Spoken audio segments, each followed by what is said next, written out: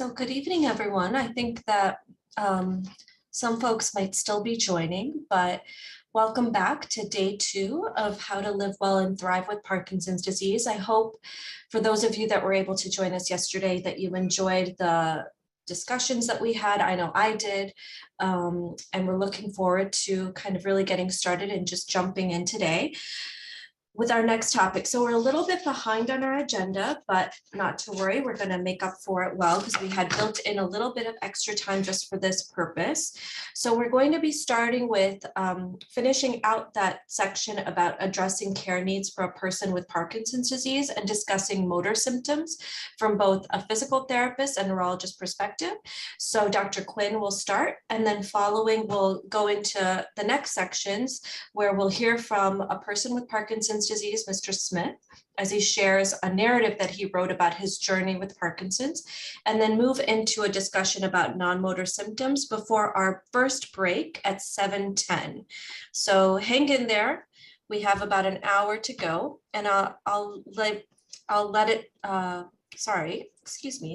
pass the torch to Dr. Quinn. Hi, everyone. Good evening. I am really excited to share with you just a brief presentation about physical therapy and a bit about the role of the physical therapist in people with Parkinson's disease. I'd like to start with thinking about kind of the overall picture of the rehabilitation team. And if you were on yesterday, you heard from Dr. Michelle Troche and Dr. Katrina Long about the role of the speech language therapist and an occupational therapist. And physical therapy is another service within rehabilitation. And in most centers, and certainly in our center, PT and OT and speech work really closely together. And this is a model that I just wanted to share with you that's actually a relatively new model. The concept of multidisciplinary, meaning that there's multiple disciplines, and it's not just rehabilitation, and you're going to be hearing from a lot of those professionals today. But the concept of multidisciplinary therapy is really so essential to successful management of people with Parkinson's disease. And I know yesterday there was a lot of discussion about, PT and OT and the benefits that people have seen from that. But one of the things I wanted to emphasize, and the concept that's relatively new, is this concept of consultative or proactive rehabilitation. And you can see that in sort of the top right-hand corner of that pie, where typically, or traditionally, I should say, physical therapy and occupational therapy and speech therapy were provided more when people got into more of the middle or later stages of the disease, when they were having difficulty walking or having some falls and problems with transfers. But what we're really knowing now is that early intervention, working with individuals with Parkinson's disease from the earliest stages, really right from diagnosis, or ideally prodromal, and that's that period before they're actually formally diagnosed, which is challenging in PD. But the earlier really we have the intervention, the better. And with the better, we think the outcomes can be. And this is, I think, just something I really want to emphasize, is that early intervention is so critical, but it might be more of a consultative methodology, where you're not needing to see a PT, twice a week, for the duration of your life, but seeing a physical therapist or an occupational therapist or a speech therapist early on, something like 1 to 4 visits with kind of frequent checkups. And one of the ways we often think about this is sort of using the dental model, where you go to see your dentist every 6 months. We think it's important to see the rehabilitation team members, roughly every 6 to 12 months, and certainly when there is a change. And then that might facilitate a need for a more intensive type of rehab, where you go in and you work really hard on some specific skills or activities. And that's what we call restorative rehabilitation. And then maybe at some point there might be a need for more skilled maintenance, which tends to happen a little bit later in the disease. So I just wanted to kind of give this as an overview of how people are really thinking about disease management, and that rehabilitation professionals hopefully will be people. It might not always be the same person, but that can be with people with PD throughout their lives. Next slide, please.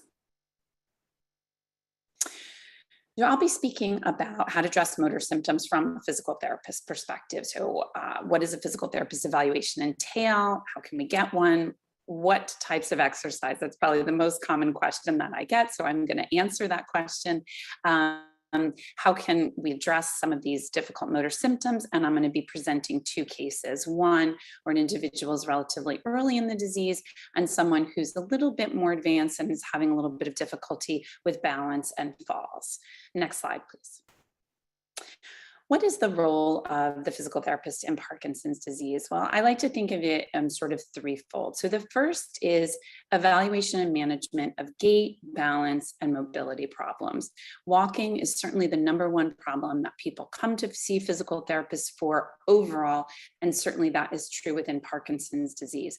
And I want to emphasize the evaluation piece in addition to the management piece, because getting a proper evaluation where a physical therapist really takes the time to measure your balance, to measure gait, to evaluate the specifics of walking mobility in a person with Parkinson's is really important. So that time to evaluate, as well as developing a comprehensive intervention or management plan.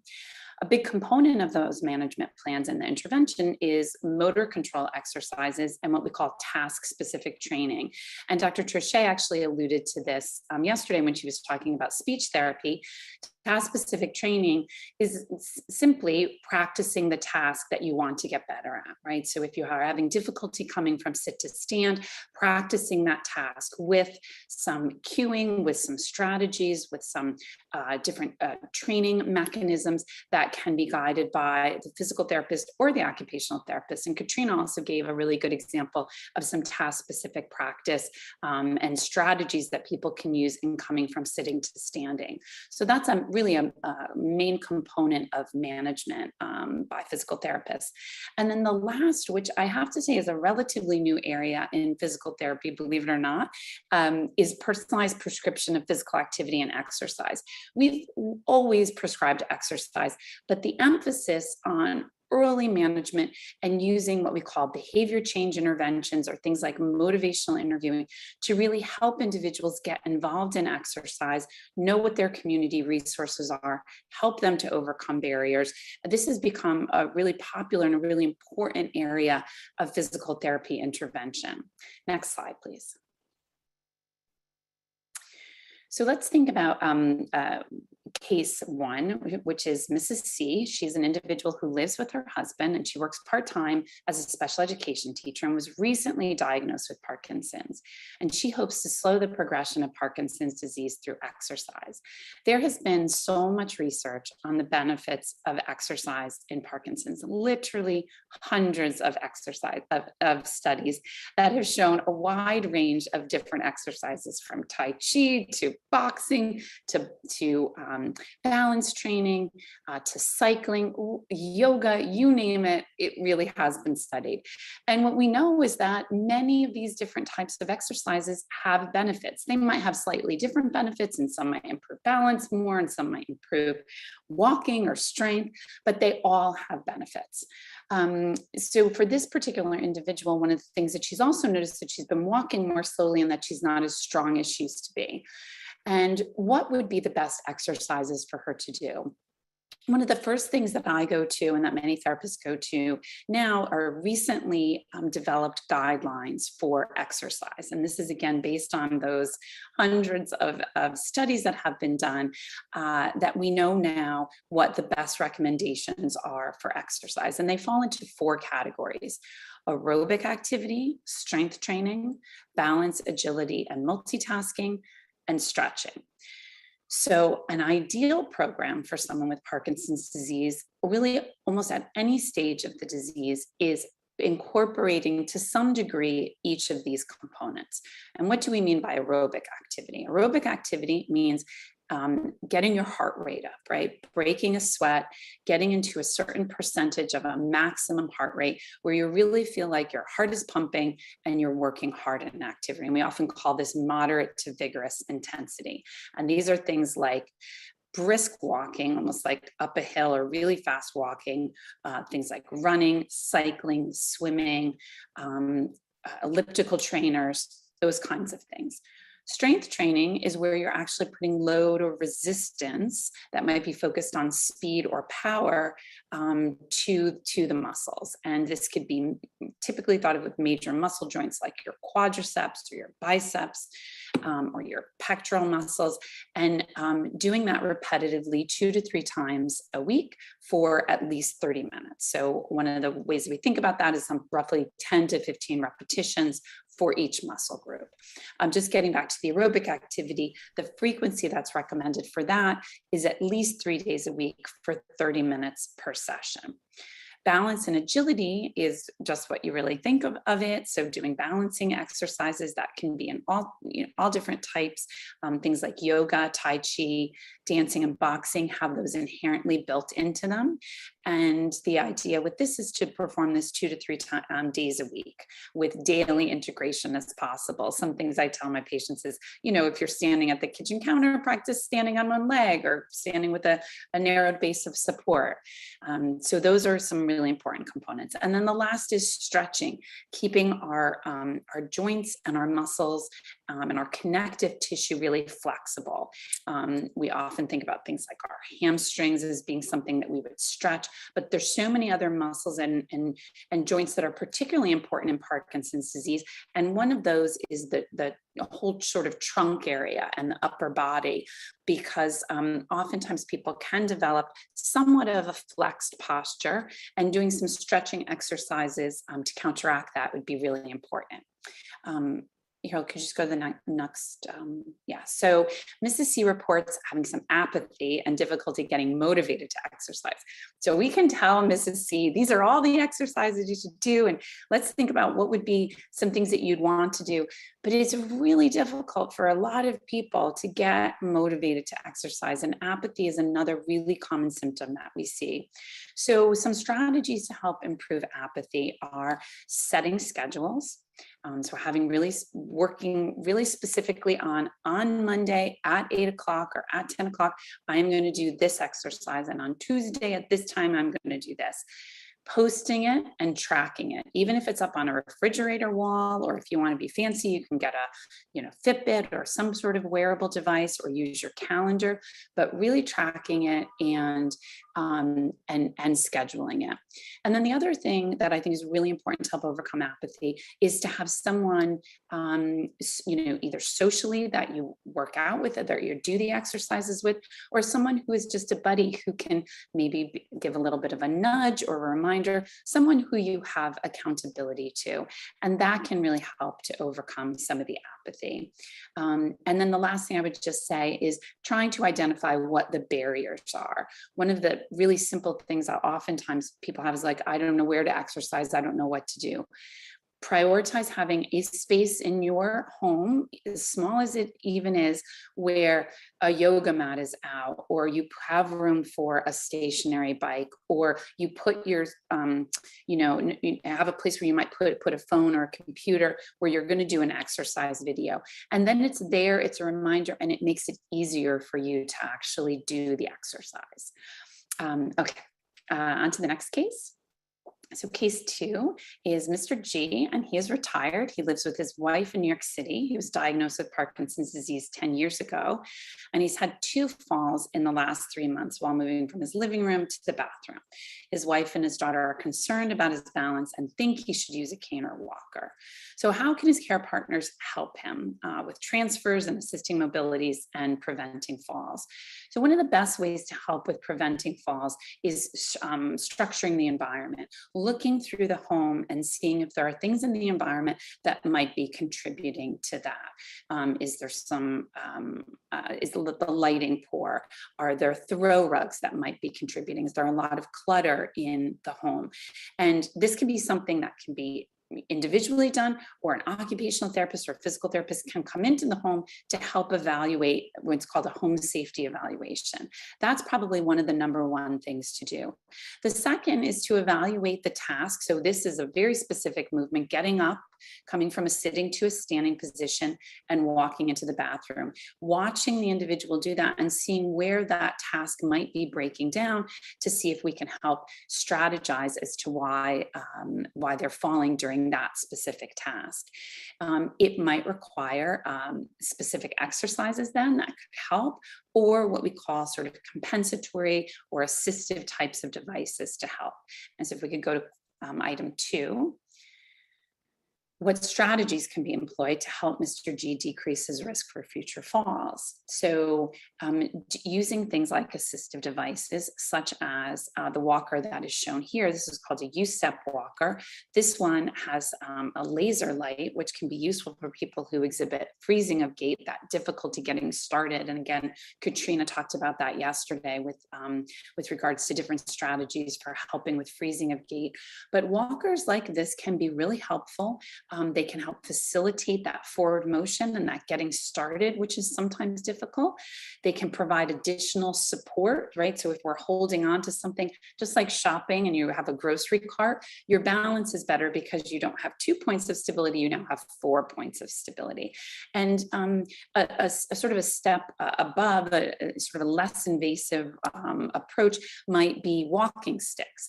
So some of the difficulties with walking sticks is it's really difficult to carry or have anything else. You'd have to almost use a backpack, but walking sticks can also provide that increased balance and support for people going out for walks and things like that. And next slide. Next item. Yep. And so what is the best type of assistive device? So I just kind of went through that. And I just want to talk about the balance exercises as well. So you can see this individual here is standing and practicing balance. That is one of the best ways to actually improve your balance, is to challenge it and to challenge it on a regular basis. It's very difficult sometimes for people to think about doing this independently, but this is an example of actually, this is Chelsea's dad who is modeling this for us, where he's standing on what's called a compliant or an uneven surface, makes it difficult to stand, but also in a hallway where he can use the walls on either side to help balance in case he loses his balance. Obviously, it would be useful to have somebody, could be useful to have somebody there to support, to guard an individual, but there are definitely ways in the home that you can practice different balance exercises and challenge your balance on a regular basis. And that can be really helpful in preventing falls. Okay, next slide. So what can I do now? Review the exercise guidelines that I just went over and try to meet those weekly requirements. I think if you remember anything from this, I would say that probably the most important thing with the highest level of evidence is trying to get some aerobic exercise 3 times a week for 20 to 30 minutes. And certainly if you are not doing this now, really important to work very slowly into that. And I would certainly recommend seeing a physical therapist who could help guide you on developing that program. Remain engaged in physical activities that you enjoy. Many people say this when they say, what's the best exercise to do? And it's the one that you will do. So whatever it is that you're excited about, that you have interest in, and that you will keep doing is important. There's many PD specific programs in the community, and I would encourage people to investigate those. And we have a lot of those resources available on our website. Consider several different exercises, right? There's no one perfect exercise. If you don't like dancing, don't take a dance class, but if you do, that could be something great, but maybe think also about some other possible ways that you can get other aspects. So dancing is great for aerobics, but maybe something else that's going to make sure that you're going to get strengthening in. Setting up a weekly exercise schedule and tracking your progress, like I went through. I think an important concept is moving more and sitting less. Again, if you can just remember that you don't want to be sedentary or sitting for too long, making sure you get up, take frequent walks throughout the day. We do often recommend that people use wearable devices because they can track those, but most smartphones can also do that. If you carry your smartphone, you can get your steps, which is a very rough indicator of how much you're moving, and it can be really helpful. So minimize that amount of time sitting and going for short walks throughout the day. Think about the best time of day to exercise. Oftentimes it might be a little bit later in the morning, not very early in the morning, but really consider the medication effects and when you might be fatigued or not. Identify functional skills or activities that you're having difficulty with and practice those. Engage in task-specific practice. And again, having advice from a therapist to help with that. And also understanding what might be limiting that. Is it fatigue? Is it flexibility, strength, or balance? Try to identify what problems might be affecting your ability to accomplish a task that you want to. And of course, it's really important to consult with a physical therapist who's a neurological clinical specialist or has experience in working with Parkinson's disease or other neurological diseases. That is really important. And you can often talk to your neurologist who will help find a therapist who's right for you. Okay, so thank you very much. And I'll turn it over to Dr. Shah. Thank you so much, Lori. That was awesome. It was always really helpful because I know one of the biggest concerns my patients and their care partners have is how do we improve mobility and prevent falls. So I'm going to give you kind of an overview of how, as a neurologist, we address motor symptoms. I want to be sure that I make it clear that it's really critical that each person's care is really individually tailored. So just because I mention a type of treatment, a medication, or an option, and if you or your loved one is not getting that treatment, that does not mean that you're not being cared for properly. It may be that there's a reason that you cannot get that treatment or that it's not appropriate for you now, but it may be appropriate in the future. So just to keep that in mind. So first, though, before we even get to treatment, I wanted to take a moment to just think about, once someone's diagnosed with Parkinson's disease, that diagnosis has been made, what's next? I think sometimes we often jump to what's the medication or referral to physical therapy, but I do think we need to take a moment to digest what it means for the person with Parkinson's as well as their family and loved ones. So hello, can you hear me? Okay, I just heard a weird click. So the person with Parkinson's, once they get this diagnosis, they may experience some stages of grief. So particularly at that early visit, when the care partner might be there with the patient, I would just remind the care partner that it's really critical that your eyes and ears are open, because the person with Parkinson's may have heard the words Parkinson's disease and then shut down, and they're not hearing anything else. So it's critical that you as the care partner, the allied health professionals, are there to serve as part of the team and an additional set of eyes and ears. I want to emphasize this again, and I know Mr. Coley has said it a number of times, but I say it to my patients as well, that the diagnosis is not a death sentence, or it doesn't even mean that someone's life expectancy has changed. We see people live a long, healthy, productive, and joy-filled life with Parkinson's, just as we saw with Margie's story. So I think that's important for us to keep in mind that there are things that we can do to continue to live and thrive with this disease. And with that, in terms of what are these solutions, we have to think holistically, that there are mental, physical, and spiritual solutions, so that it's not just about taking a medication or going to see your doctor, but it's about incorporating all of these other strategies that we've been touching on. There's many options, so it's also important for the person with Parkinson's to identify their priorities and their fears so that those are addressed during the visits. And as a care partner or someone who's around the person with Parkinson's, you may facilitate that identification. Even the physical therapist, the occupational therapist, I know they serve in a big function that often the person with Parkinson's might be telling them what some of the challenges are. And it's important to recognize that part of the responsibility of all of us around the person with Parkinson's is to empower them to then bring those to the forefront so they can be addressed. So just a reminder that care partners have a critical role as another set of ears as an advocate. So don't forget about that, but you also need to keep in mind your own self-care, because we know that care partners are under a lot of stress and that there's a lot of competing issues you have to think about. So all of that is said through the lens of remembering your self-care. So any provider that's listening here today, or that as a person with Parkinson's, you should remind your providers that they can ask you, you've now gotten a diagnosis. What are you thinking now? What are your fears? What are your concerns? What are your goals before launching into a discussion of medications or other treatment options? So that being said, I did want to touch on what the medications are. And this is not meant to be an exhaustive review of medications, because I can tell you Parkinson's disease and its medication management is one of the most complicated illnesses, I think, because the medicines themselves are complex, the side effect profiles potentially, but just identifying the right treatment. So these are the 7 broad categories of types of medicines that we can use to address the symptoms of Parkinson's. Levodopa is our kind of most powerful medicine. Dopamine agonists, I think of those as kind of a lock and key. So if you're trying to turn on the dopamine system, you use a key, and that's what a dopamine agonist is.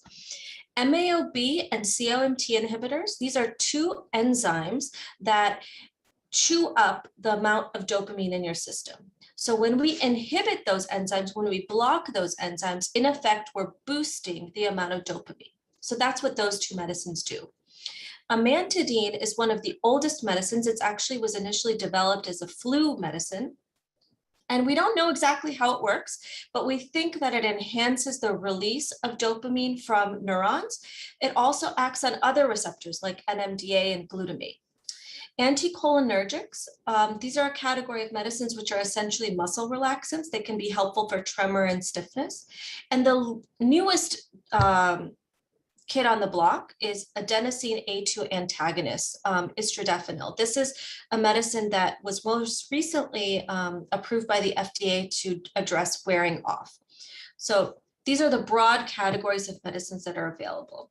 And we have a little bit more detail, and I'm not going to go through all of this, but I just wanted to point out a few points about each of the medicines. So levodopa comes in a few different flavors: immediate release, which works quickly, and extended release. We use that sometimes when someone's having overnight symptoms or we're trying to address wearing off. There's some myths out there and levodopa phobia. People say that, levodopa loses its effect over time, and that's why I don't want to start it and I want to delay treatment. So as we've discussed before, Parkinson's is a progressive disorder. So it means that the disease is changing, and that means we have to adjust the medicines. So it may mean that the levodopa has to be increased, or the frequency of medicines. Maybe you start out with 3 times a day and then it increases to 4 times a day.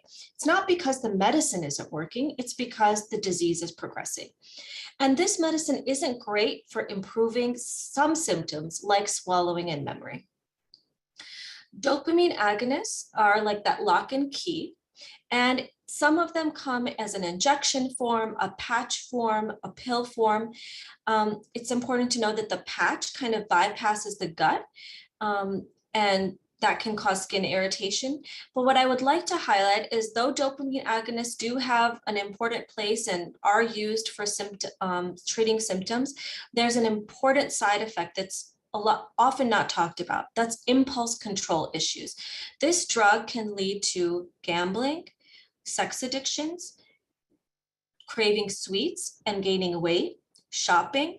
I've had patients who unfortunately, got addicted to shopping online, or became addicted to Facebook, or unfortunately became gamblers. So it's important to recognize that could be a side effect of this medicine. It can also cause sleep attacks, meaning you fall asleep suddenly, which is really critical to know, especially for those of us that drive, because if it happens while you're driving, that's very dangerous. MAO-B inhibitors, one thing I'll just mention is that it's important, these need to be stopped before surgery. COMT and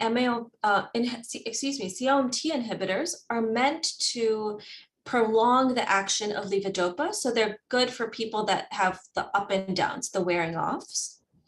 Amantadine and anticholinergics both can cause side effects, including dry mouth and constipation, as well as confusion and hallucinations. So both of these medicines tend to be better tolerated in younger patients. And then the newest kid on the block, Narayan's or istradefenil, it's an antihypertensive, but it's being used to try to address wearing off. And it's important to know that if someone is smoking, the dose needs to be adjusted. So I wanted to talk a little bit about one a couple of issues related to motor symptoms that change as the disease progresses. One is called wearing off. So Parkinson's has this very unique phenomenon where people experience ons and offs. When they take their medicines and they feel it working, some people, not all, feel that their movements have improved. And then they feel when the medicine wears off. So it's like a light switch. They feel on and they feel off. This is a little depiction from the Parkinson's Foundation of a model of this, where you take the medicine and the blue line represents the medicine as it's peaking and then it comes down, and people feel that.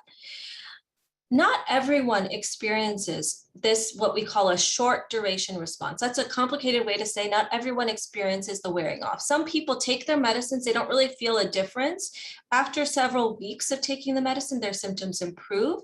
And if they were to stop their medicines, their symptoms would get worse, but they don't have that immediate response. And over time, this wearing off, this up and down, tends to get more and more fluctuating. And it's because the brain cells don't store dopamine as well. So we talked about, imagining the dopamine in our brain like marbles that are being passed from one hand to the next. Imagine that initially in the disease, you can make a little cup and hold the marbles. But as the disease progresses, it's like your hand opens up and those marbles fall through. So the brain cells can't store the dopamine, so we are more dependent on each dose. And that produces this on and off. And as much as people's motor symptoms, like they become stiff or slow, can get worse, they can also have non-motor symptoms like anxiety, sweating, or abdominal discomfort that go along with this up and down. People also experience dyskinesia. A lot of people recognize dyskinesia because Michael J. Fox has these involuntary movements. They're wiggly movements that are a result of the medicine in combination with the disease. So if we gave this medicine to someone who doesn't have Parkinson's, they would not develop the abnormal movements. And if we take the medicines away from a person with Parkinson's, the abnormal movements go away. So that is a phenomenon of Parkinson's disease motor symptoms. And we have some tricks up our sleeve of how to address them. Now, sometimes when medications either aren't providing a sufficient control of symptoms, we have a couple of what we call advanced treatments to address symptoms. And I just want you to be aware that these exist. One is called deep brain stimulation. It's a brain surgery where someone makes a cut in the skull or skin. They make a hole in the skull and they put a wire into the brain, and that generates a signal that overrides the abnormal signal that the brain is producing. This wire is kind of tracked underneath the skin, and there's a battery pack that sits in the chest. This is all kind of invisible. So when someone has this procedure, you don't know it. And this procedure is helpful for tremor that's not well controlled with medicine, the motor fluctuations or this on and off, and the dyskinesia. It doesn't help other symptoms like memory or falls, and it can affect one's speech and language. A newer treatment, but it's relatively old now, is called Duopa or levodopa intestinal gel. It's like an insulin pump, except it's a little tube that goes directly into the jejunum. It bypasses the stomach, and it's a continuous gel, just like an insulin pump gives you a little bit of insulin every day. I wanted to touch on self-management, which I think is really important. And I'm mindful of the time. I know that I'm going a little bit over, but I'll be quick with this. But I think it's really important to recognize that, the person with Parkinson's has a role too. So as a care partner or as an allied health professional, it's our responsibility to remind the person with Parkinson's about all of these 7 tasks that are so important to managing one's own symptoms. One is medication management, so taking medicines, but also monitoring for side effects. Second, leading a healthy lifestyle. That includes a healthy diet, physical activity and exercise, we've heard is so important. Complementary approaches might be included, like meditation or acupuncture, and ensuring someone's getting adequate sleep. Self-monitoring, so taking notes, maybe using wearables, observing your daily life, recognizing the emotional or other impacts of your symptoms. Using psychological strategies that might be joining a support group, recognizing anxiety and depression, doing self-care. maintaining one's independence. So if someone is having trouble dressing, bathing, that's the reason we urge them to do occupational therapy, because we want to identify aids to help them to remain independent, even if it takes them longer to do some of these tasks. Making sure one's engaged in hobbies and socialization. If the pandemic has taught us anything, it's that being isolated really does affect our physical and mental health. And educating yourself. So, getting knowledge and information, but it's important to look at good resources. So I hate it when my patients Google, because there's a lot of bad stuff out there, but look at reliable information from places like the Parkinson's Foundation, American Parkinson's Disease Association, and the Michael J. Fox website. And of course, your doctor and the rest of your team.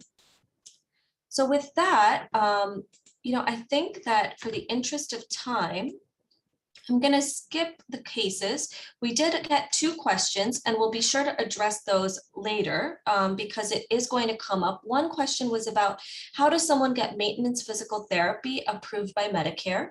And I know that's something that Elizabeth is going to talk about regarding overcoming challenges to access resources. So stay tuned. And how to deal with the frustration of taking care of someone with Parkinson's and the stress. Are there alternatives to taking prescription medications? So that's definitely something we can discuss when we talk about the perspectives of the care partner, as well as how to be an empowered care partner after the break. So I'm going to leave those for now. And I'm going to check and be sure Mr. Smith is with us.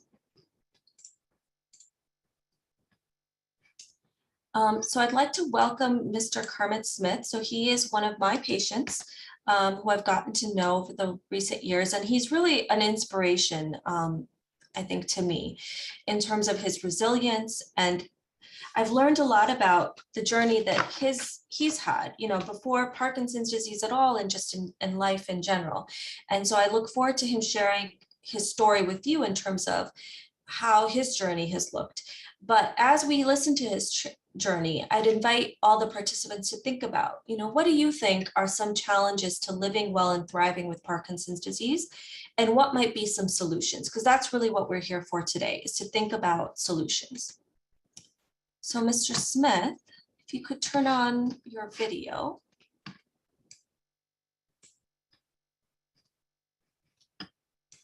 There you are. I'm going to mute myself.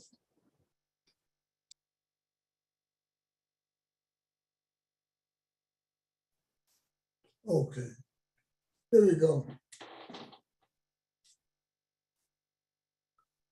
Am I up? Yep, you are. Okay.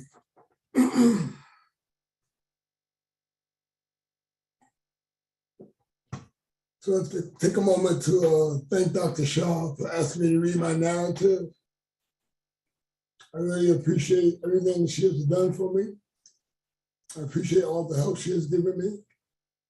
And I'm going to read my narrative, and hopefully it'll touch someone, it'll reach someone.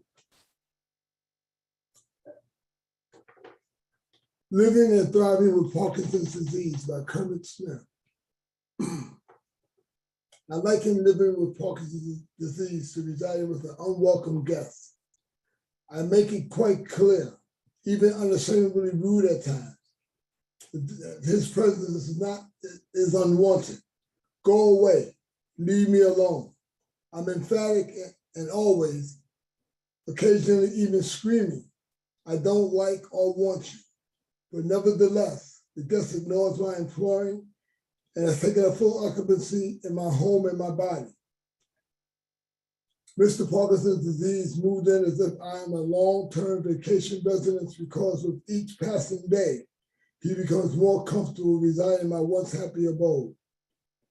This atrocious guest pays no rent, offers me no entertainment, nor amuses me or comforts me ever. He follows me to football practice, even sat with me when I watched the Super Bowl, invites himself to accompany me to the theater or a movie, but never, not even once, does he make me laugh or bring me a moment of joy. Some friend he is. No, I receive no benefits from his extended stay in my home. This This most unwanted guest totally disrupts the fabric and rhythm of my life. And despite all of my dissent and anger, his credo is, mi casa es su casa. Yes, I regard Mr. Parkinson's disease as an opportunistic, unsought guest who takes advantage of me when I'm experiencing a very low ebb in my life. Why did he move in? I had not placed a for rent sign on my front yard, nor was there an ad in the daily paper stating seeking a roommate. No, I had not placed any sign that said vacancy within. Then again, was there a vacancy sign? I certainly had experienced vacancies in my life. I was the primary caregiver for my mother, and even moved into a home to better address her health and her spiritual needs. I happily settled into a routine with her, and she became one of the primary foci in my life. Sadly, in 2014, she took her place among the ancestors, which was devastating, leaving me lost, even clinically depressed. In 2015, I retired after 41 years of continued employment, and although retirement was elating, it proved to be just another dramatic and disruptive force in my daily routine. 2 vacancies. Life was different, so very different that I barely recognized my once lively, invigorating self. And then in walks my unwelcome guest. With his arrival, I began noticing that my gait was off, that my mental acuity at times was fogged, stiffness robbed me of my strength, and fatigue visited me more often than usual. My undesired guest was slowly revealing himself to me and seemed elated with his newfound residence. I sought help and guidance from my primary care physician, who sent me to a neurologist. One fateful day, I heard him say, Mr. Smith, I think you are in the initial stages of Parkinson's disease. Me? Parkinson's disease? I thought the Parkinson's disease was a disease of prize fighters or football players and those who have suffered multiple concussions. Since I fit none of these categories, I needed to believe that the neurologist was most assuredly mistaken. My undesired guest was extending his stay, and everyday life became more and more challenging in all spheres, emotionally, physically, and spiritually. I grew increasingly frustrated, but over the years, I accepted the complexities of my new life, and I realized that I was the 2015 new but not improved an updated version of Job from the Old Testament. God, as he had done with Job, told Satan to do whatever he desired to do with him, but just don't take my life. Parkinson's, like Satan, or perhaps better, the unknown is cunning, it's baffling, and even insidious. It affected me mentally, physically, and spiritually. Mentally, it made me doubt myself. Physically, it played havoc with my body. Spiritually, it caused me to question my faith in God. And in the end, God revealed to me that Mr. Parkinson could not inhabit my body or my home without me and God having a say in the parameters of his stay. I could not go to tennis court and evict him because of his squatter's rights. I could not kick my guest to the curb, but I could have a say. Daily, I discovered ways to make my guests less comfortable and me more at ease with his presence. My guest detested my introduction to a wonderful and competent neurologist. She considers me a partner in my care and assists me in the management of my medications and with navigating the complexities and perplexities of the healthcare system. Also met a psychiatrist who assisted me in regaining my strength of spirit to resume football coaching and traveling. They both helped me to understand that the mental aspects of Parkinson's disease. The physical aspects were fairly easy for me because I believed in keeping my body in good condition. Therefore, going to the gym as they recommended was already my habit. Spiritually, I committed myself to God's care and praying for the knowledge of his will for me, and for me to have the integrity and the spirit to follow it. Prayer, meditation, and daily affirmations allow me the freedom of thought to begin aspects of my life I suspected have woefully expired and decomposed. God questioned me, even as he had done to Ezekiel, with the probing inquiry, Kermit, can these bones live? I answered with a resounding yes. And once again, I traveled to Egypt. And for the first time, I toured Ethiopia. I resumed my football coaching career. I'm studying Egyptian hieroglyphic writing and keeping my mind and my body engaged through the practice of Tai Chi. Broadway theater became my loss, but now my reacquired friend, and my off excursions to view the best in film resumed. I was back. I am back. Day by day, I'm becoming spiritually healthier and stronger. Yes, the COVID-19 pandemic slowed down my return, but in the words of Dr. Maya Angelou, I rise, still I rise. My guest is still here. I know it and he knows it. I have learned to thrive even in his presence, and neither of us is going anywhere. Sometimes he demands his squatters' rights, but many days I'm the one who calls the shots. My guest and I will never become BFFs, best friends forever, but we are learning to live with, understand, and respect one another. I am healthy, I am strong, I am disease-free, I am blessed by my ancestors, and I am assuredly blessed by God. Thank you. Thank you so much, Mr. Smith, for sharing your story. I know that I've been moved by it, and I'm sure that many others today. So I think that your story perfectly highlights and is a great transition as well as we talk about that motor symptoms are not the only symptoms that affect someone with Parkinson's, but non-motor symptoms. And you touched on a few of them, including fatigue, but also the role of your mental health and spiritual health. And so with that, I thank you again for sharing your story. And I hope that this will serve as an inspiration to others who are experiencing challenges just as you had.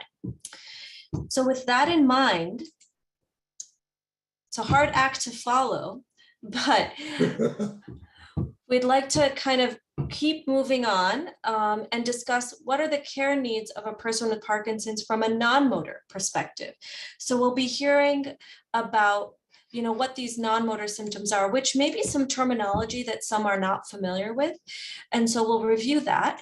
But we'll be hearing from Dr. Stephanie Assuras, who's a neuropsychologist, Dr. Benzi Kluger, who's a neurologist, but also a specialist in palliative care, a nutritionist, Ms. Shoshana Genack, and then I'll round out the conversation from my perspective. So without further ado, I'll turn it over to Dr. Assuras. Hi there. Thank you so much, Dr. Shah. Can everyone hear me? Wonderful. Thank you again. It's such a pleasure and honor to be here and hear everyone's perspectives. I'm learning a lot myself, so thank you again.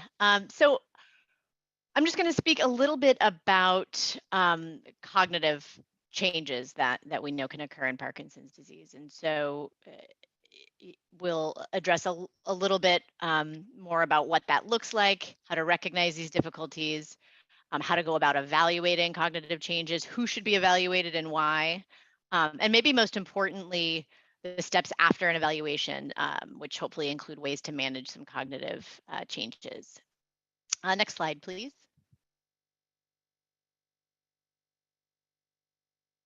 I don't think I can do it. Next slide. Anyone?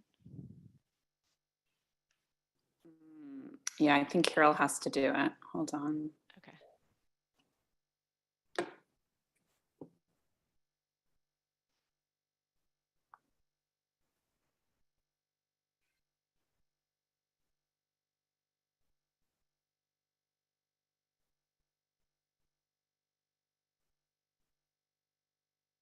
Oh, there, I think she's, yep, there we go. Okay, great. Thank you so much. So this slide really just demonstrates that cognitive changes aren't uncommon, but can certainly vary in severity and time of onset throughout the disease course. And here to the right, I've really just listed some of the most common complaints that these were actually provided by members of a cognitive strategies group that I lead, and I'll talk about that in a moment. But some common complaints are things like forgetfulness or short-term memory problems, trouble coming up with a word, which can impact communication, difficulty expressing thoughts clearly and sort of maintaining a train of thought, concentration difficulties, multitasking or keeping up with multiple conversations at once, some overall slowness of thinking. And if someone's experiencing these sort of changes and wants to better understand why and again what to do about it, that's when a referral for a neuropsychological evaluation is usually done. Some things that we look at are whether or not these changes are related to Parkinson's disease versus just changes that occur with normal aging. We know that cognition doesn't stay the same throughout our lives, and it's hard to know exactly what the cause is. It's hard to be objective and to really know what's normal for aging. Also, an evaluation might be indicated if someone wants to understand severity. So how bad or not bad are these symptoms or are these changes, which can really guide a referral for certain types of supports that someone might need cognitively. And then finally, if there's an intervention that's warranted. I think next slide. Great. So at that point, when it's determined that there are some changes, I want to better understand them, usually a neurologist, although other providers can, but typically a neurologist will refer for a neuropsychological evaluation. And I know other providers, I think Dr. Quinn was talking about it earlier, talking about a good evaluation, an appropriate evaluation is really critical in guiding treatment recommendations. So I just want to walk you through sort of the practical steps of a neuropsychological evaluation. Oftentimes people aren't quite sure what that means. We just say, come for 2 to 8 hours and we're going to do some things. But really that's a big range, but I can be a little bit more specific. So usually you should expect to be at this type of evaluation for maybe a little bit longer than your typical doctor's appointment. It can take, I would argue, 2 to 4 at the absolute most. I'm speaking sort of pre-COVID, although I will say we now do a lot of remote evaluations quite effectively, but just sort of the typical standard evaluation is done in person. As you can see in this picture here, it's usually done at a table. The examiner is on one side. The patient is across the table. It starts with a clinical interview, which is, I think, very common for all of these types of evaluations. We want to understand the history, in terms of symptoms and just your personal history, as well as other relevant factors. So we know a lot of things can impact cognition. Obviously a disease process, a neurological process, but other things like sleep or mood changes, other medical conditions, vascular risk factors, all of these things can impact cognition. And that's relevant when we, again, are ultimately making treatment recommendations. And then after that 30 to 60-minute interview, there's about 1 to 3 hours. I know that's quite a range. I would argue on average, it's about 1.5, 2 at the absolute most hours of, and that's a change. If someone's had a neuropsych evaluation years ago, they were much, much longer. We have learned what's effective and we've learned how to streamline quite well now. But the tests are usually paper, pencil, question, answer type tests. Each test is just a few minutes long, but we do many because we are measuring many areas of cognition. We're looking at attention, problem solving, memory, language skills, visuospatial skills. And so some examples might be just repeating things after me, drawing a picture, looking at a picture and completing a puzzle, making blocks look like a particular picture, drawing something, understanding definitions of words. Again, each test is usually just a few minutes long. Some of it, as you can see here, involve manipulating items. Oftentimes it's really just answering questions. After that battery of tests is complete, we take the scores on the test and we compare it essentially to a database of individuals who with similar demographic variables, so we can get a sense of whether or not those scores fall in a normal range. In the same way that lab results, there may be a range of what's normal, but there's sort of statistical methods that we use. And then usually what happens is about a week later, individual returns, ideally with family or care partners, to discuss what the results mean. So if we do see that there is a change, we want to, our job is to identify certain patterns that are associated with different parts of the brain, different processes that we know, to understand what's causing the change. That's oftentimes the first goal. What's causing these cognitive changes, if indeed we see a cognitive change? And then we can identify the strengths as well. So yes, we're identifying some weaknesses, but also some strengths, which we'll utilize in treatment recommendations. Understanding then the severity or lack thereof of these cognitive changes. That's particularly critical when we're identifying areas that need support. So for example, if we really are seeing a trouble with short-term memory, we might make a recommendation that reminders for taking medications is going to be critical, because we know where there might be this particular cognitive deficit. Whereas if we're just seeing slowing, maybe reminders aren't the most important recommendation. As I mentioned before, it's useful to know what's working quite well, and that can be a focus of maintaining or even gaining certain independence or autonomy and confidence. I think sometimes when there are changes, oftentimes there's a response to sort of remove responsibilities for safety purposes. That might be indicated sometimes, and we'll make those recommendations when that's the case. But other times we're identifying areas that can really be used as a way to increase sort of mastery and independence, even if it requires monitoring. I think that can be a really useful outcome of our evaluation. And as I said before, we originally saying that we want to identify the cause. And if we find that the cause is something other than disease related, and it might be due to other factors such as sleep or mood, we can then make recommendations based on that. So once we make those recommendations that we discuss in that feedback session, we sort of discuss that with the patient, provide the information to the other team members. But one specific recommendation that is carried out by the neuropsychologist can be cognitive remediation. So I think one difference with neuropsych evaluations is it has historically been a service just of assessment and diagnosis. And there's not a lot of neuropsychological treatment. That has oftentimes been done by psychologists who specialize in rehabilitation centers, and neuropsychologists have just provided an assessment. And I think that's starting to change, and I think that's for the better. So I'll talk just briefly about cognitive remediation. Next slide, please. I think one of the biggest take homes with cognitive remediation treatment to understand it is that evidence-based treatment today is typically strategy-based rather than skills training. And what I mean by that is that the focus of treatment is learning compensatory strategies, such as an external tool or even an internal tool or strategy to help manage an area of cognition that isn't working quite as well, rather than practicing a skill. So a lot of times I'll have patients come and talk about playing a computer game or getting better at a particular puzzle or a game again on the computer. And although that, if it's enjoyable, that can certainly be engaging and positive, there's not a lot of evidence showing that generalizes into real world improvement in cognition or real world improvement in functional ability. And so what we found, the evidence has shown, and many studies has shown that, again, the most effective thing is having some guidance into developing strategies to help. So for example, using a notebook. And I know that sounds simplistic, or that, sure, it's common sense to write things down. But oftentimes people believe that using a notebook or writing things down may weaken their memory. They're not practicing the act of remembering. They're relying on a crutch, I've heard patients say.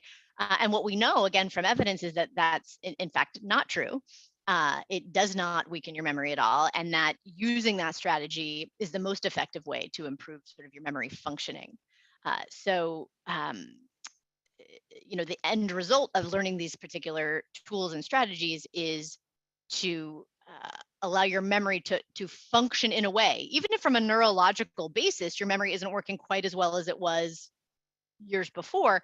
In a functional way, it can allow you to achieve, again, more improved functioning and increased independence in your activities of daily living.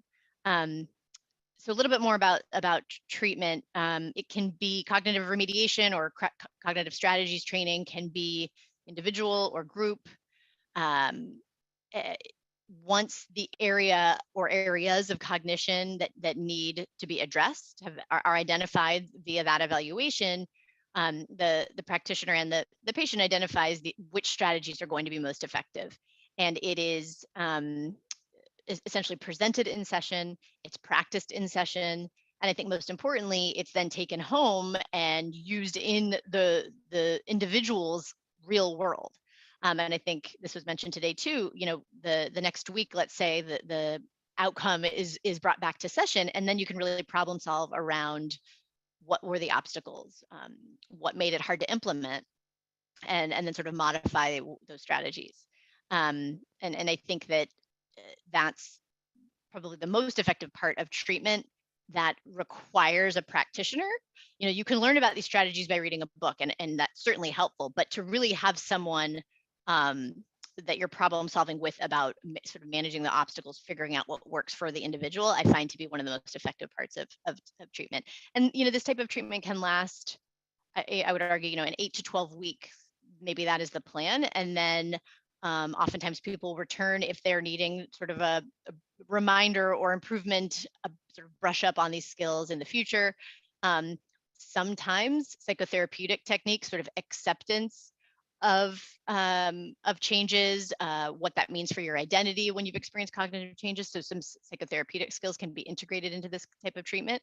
I often find in those cases, treatment might last a bit longer, and that's perfectly fine too. I think that's determined really by the patient and the clinician. Next slide.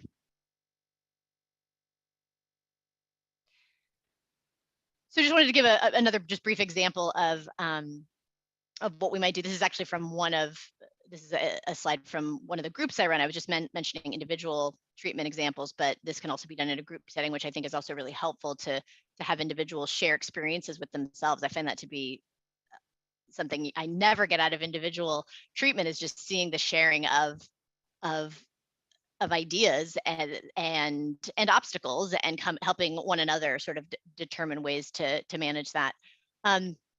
But again, just an example. So we don't spend the session, again, practicing a skill in an abstract way, but with a game or anything like that, but really talking about practical things. So one of the exercises was thinking about having a location for important items, so to help prevent misplacing of things. So identifying a specific container in a specific location. And again, although that sounds like something that, of course, that makes sense, it's surprising how often we find that it's not actually happening in your day-to-day life. So one of the most important things is having individuals report back how it's working. Why isn't it working? And then if it is working, what does that mean? Are you searching for things less frequently? Are you less frustrated? How confident do you feel about knowing where things are? So that's just one of the examples of sort of the practical strategies that we use. I'll just give one quick kind of example, case example, and then we can move on. I don't want to take too much time, but so one individual who came to me with memory changes had an evaluation. It was determined that there was a weakness or a change greater than we would expect for age with the efficient learning of information and recalling later. So learning new information, short-term memory. This was affecting things like memory of past conversations, which made it slightly harder for him to communicate with others because he was concerned about repeating himself. I don't remember what we talked about. I might say it again. I've been told I've repeated myself. So he was becoming more socially withdrawn. So it was sort of impacting something more than just memory. It was interfering with the relationships. It was also, the memory changes were affecting prospective memory, so remembering to do things, so things in the future, like remembering that he had an appointment. And so once this was identified in the evaluation, he was referred for cognitive remediation. And in treatment, so one step is first to find out what strategies are being used, right? Is something working, is something not? It was determined that there hadn't been, although he was writing things down, it wasn't in a consistent method It wasn't in one place. It wasn't in an organized fashion. It was sort of random notes. Didn't know where to find them. And it wasn't in a method that was easy to use. And so that required some teaching in session and sort of a structured system. And practice in session, practice out of session, both for to-do lists and items in a calendar. Although he was able to do that quite well, the next obstacle was, great, I'm creating this calendar, I'm writing things down, but I'm not looking at it. So great that I'm writing it down, but then I still forget what I have to do because I'm not reviewing it in any sort of regular way. So then there was an additional strategy of setting an alarm and creating a routine to review the calendar twice a day. So right after breakfast and then in the evening, right before bed. So in this way, you have two opportunities to review what is going to happen. So this is really specifically addressing the prospective memory. And what I really loved is that he added a strategy. He decided that at the end of the day, he was going to, in addition to just reviewing what had to be done the next day, he was going to review what he did do during that day and start to write how he felt about the activity, sort of his reaction to what happened. And not only did that sort of add an emotional component that made some of the memories more salient in terms of what he did, but it served as a diary, and he could then review back and have a little bit sort of richer description of how his time was spent and what he was doing, which also enhanced his retrospective memory. And so this is just an example of how one very specific cognitive strategy can kind of evolve into something bigger, and how this kind of treatment might work for an individual with memory changes in Parkinson's disease. So thank you so much for your time.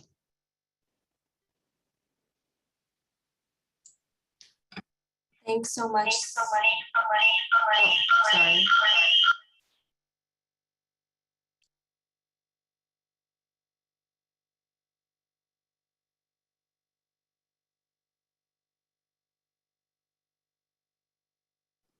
You're muted, Dr. Shah.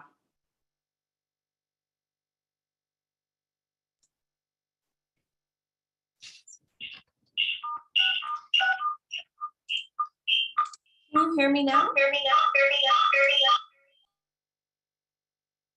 Yeah, we could hear you, but there was just the echo.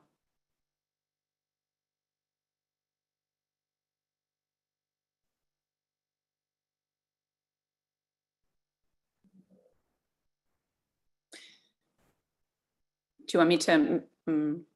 Yeah, it might. I can go ahead and introduce. So I think next up is Dr. Benzi Kluger, who is going to be addressing non-motor symptoms as well from a palliative care perspective.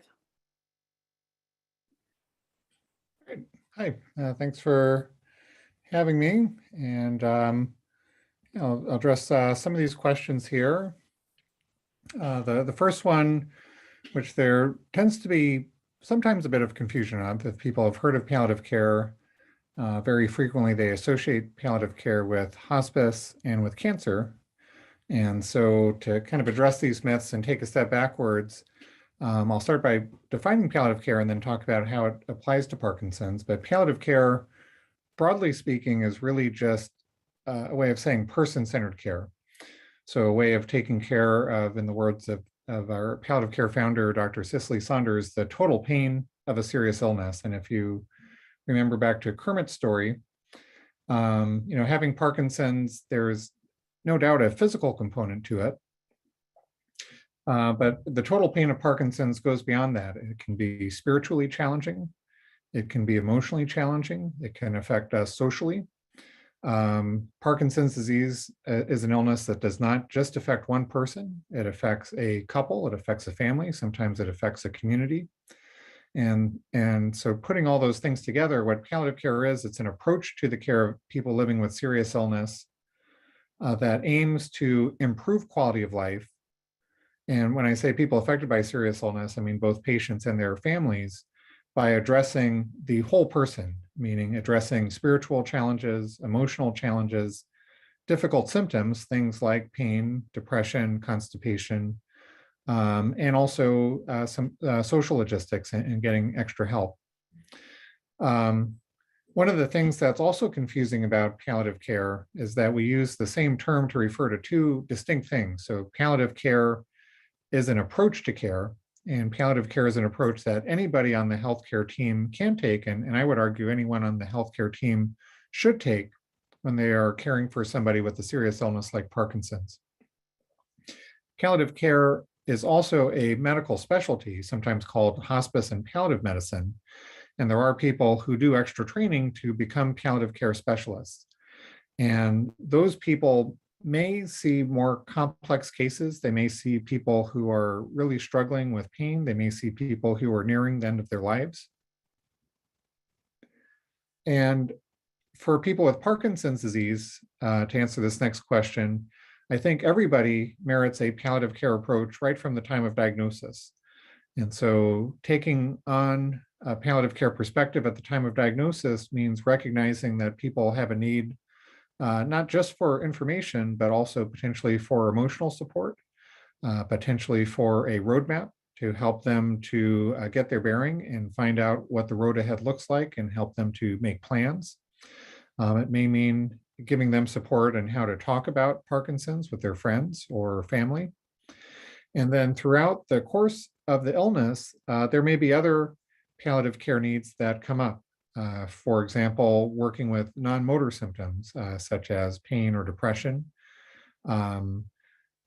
taking on life challenges, such as perhaps having difficulties being able to work, needing to modulate or modify how you enjoy yourself, or even how you define yourself, and wrestling with ideas of identity when this uninvited guest of Parkinson's disease suddenly joins you.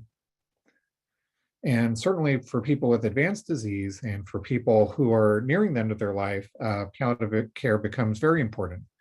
And the palliative care approach at that point for a lot of people is really about, how do I spend as much time as possible out of the hospital and with my family? And that falls under the term of hospice, which in this country is designed for people who have on average 6 months or less to live. But people can live longer than that. Sometimes people do better on hospice. My record holder was on hospice for 6 years. I have seen people graduate from hospice, and sometimes that happens because when people are allowed to stay at home and avoid hospitals and focus on what's most important to them, they do better. So palliative care can help in a number of ways. So palliative care can help with providing a roadmap and guidance to help plan for the future if that's important to you. Palliative care can help with care partner and family support. Palliative care can help with emotional support, difficult symptoms that are sometimes hard to address or hard to find somebody who wants to address them, like pain. And also sometimes with social support or getting extra help at home. So if we look at these two cases, so the first one, Miss S, who is a care partner to her mother. She is the only care provider. She manages her mother's medications. She is working. She's overwhelmed. And what can we do to help support Miss S? So with a palliative care approach, one thing I would say is that palliative care almost always involves a team. And so I, as a physician on the team, might work with Mrs. S to let her know more about what the future holds, more about what's most important, perhaps education on medications. We would likely have a social worker on the team who may be able to help getting extra help at home, may provide resources for Miss S, including the potential that she might be able to be paid for some of the time she spends as a care provider, and that may allow her to find a better balance in work, may help her find connection to other resources. And then certainly counseling, which can involve a chaplain or can involve other types of counselors, to make sure that we talk to Miss S about both sides of her experience. So help her with her grief and her struggle and her burnout. And also see if there are ways that we can find joy and meaning and connection in her life, and kind of reinvigorate her by talking about how meaningful it is that she is able to be and has the ability to spend this time with her mother, and has the ability to give back to her mother for all her mother gave to her. For case 2, Mr. R, a gentleman with Parkinson's, has pain and is depressed. And so again, if we're thinking about the total pain of serious illness, there's the physical pain, And so part of this may be finding the cause of his pain. In Parkinson's disease, sometimes that can involve orthopedic problems. Maybe he has a frozen shoulder and there are stretches or physical therapies that can be done. Sometimes it involves muscle tension, and Botox or changes in medications can help. Sometimes we use pain medications to treat pain or to allow people to be more functional. But pain also carries with it emotional consequences, that people who live in pain have a constant reminder of their Parkinson's. They feel out of control. And so we can work with a psychologist or chaplain on our team to find ways of dealing with the emotional and psychological aspects of pain, as well as to use different methods for working with that pain. For example, deep breathing or meditation. We can explore the depression. Is that really psychiatric depression? Is it grief? Is it sadness? Is it anger? And at the same time, and I think this is very important, part of my work and part of the palliative care package is explore, are there opportunities, even with pain, even with Parkinson's, for finding joy, for finding connection, and for finding meaning. And so we want to make sure that we address both sides of the equation of quality of life. So there's part of it is 0 to -10, and that's pain and depression and feeling demoralized, and also 0 to +10. Because despite Parkinson's, and I think Kermit's story really highlights this, there is still life after the diagnosis, and we need to work together as a team to find that life, to grab it, and to hang on to it. So I know we're a little bit over time. I try to keep my comments short, and I thank you for your attention. Also, I guess one last thing to note is that the team here at Columbia and the team at the Parkinson's Foundation nationally is working to make palliative care a standard integrated part of care for everybody with Parkinson's. And so I think you are going to be hearing more and hopefully receiving more care with this philosophy and this approach. Thank you very much for your attention. Thank you so much, Dr. Kluger, for your thoughtful comments and perspective. I know your words were really well received by me. I think I just want to repeat what you said about finding joy, meaning, and connection, despite and in spite of Parkinson's disease. So we are running a little over, but I hope the participants will forgive me if I say that maybe we'll skip the great break. We can't see you, so feel free to get up, stretch your legs as we listen to the rest of the speakers. But I just don't want us to miss any time and this great knowledge we're getting.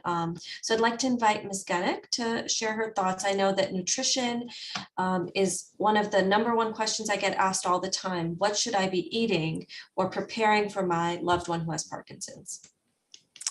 Okay, thank you so much for having me. My name is Shoshana Genack, and I am a nutritionist, an outpatient nutritionist at New York Presbyterian. So I guess there can be a bunch of different concerns or questions regarding nutrition that someone might have if they have Parkinson's disease or their loved one has Parkinson's disease. I think one of the #1 concerns might be constipation, and that will be our first case that we'll look at in a minute.